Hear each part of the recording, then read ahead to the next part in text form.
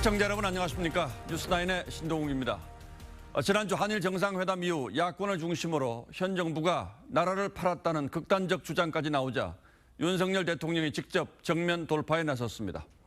정확히 23분 7,500자에 이르는 장문의 반박문을 국무회의에서 직접 낭독했습니다. 한일 관계를 방치하는 건 대통령으로서의 책무를 버리는 일이며 반일을 외쳐서 정치적 이득을 보려는 세력이 있다며 야당을 정면으로 겨냥했습니다. 한 가지 사안으로 대통령이 이렇게 긴 시간 국무회의 모두 발언을 한 건 대단히 이례적인 일이죠.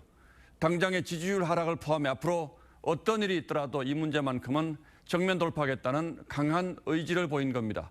그렇다면 이제 일본의 호응 조치가 더 중요해졌고 이어지는 한미일 외교 일정 역시 이 발언의 연장선상에서 짜여질 걸로 보입니다.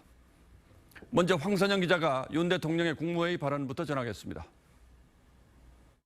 입장하고 계십니다. 윤석열 대통령은 2차 대전 당시 미래를 강조했던 영국 윈스턴 처칠의 말로 발언을 시작했습니다. 과거를 바로 보고 기억해야 하지만 발목 잡혀선 안 된다는 겁니다. 만약 우리가 현재와 과거를 서로 경쟁시킨다면 반드시 미래를 놓치게 될 것이다. 전임 정부가 한일 관계를 방치해 경제와 안보, 국민들에게 피해를 입혔다며 문재인 전 대통령을 겨냥해 눈앞의 정치적 이익을 위한 편한 길을 택했다고 비판했습니다. 수렁에 빠진 한일 관계를 방치하는 건 대통령의 책무를 저버리는 거라고도 했습니다.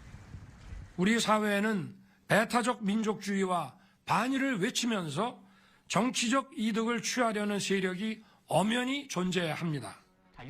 윤 대통령은 1965년 박정희 전 대통령이 극렬한 반대에도 한일 청구권 협정을 맺어 한국 경제 발전의 원동력이 된 것도 상기시켰습니다.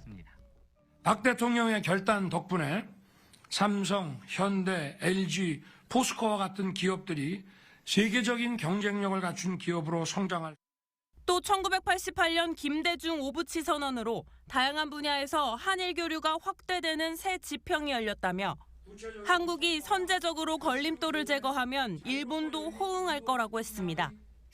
윤 대통령이 박정희, 김대중 두 전 대통령의 사례를 함께 설명한 건 한일 관계를 이념이 아닌 국익 차원에서 풀어가겠다는 강한 의지의 표현이라고 대통령실은 설명했습니다. TV조선 황선영입니다.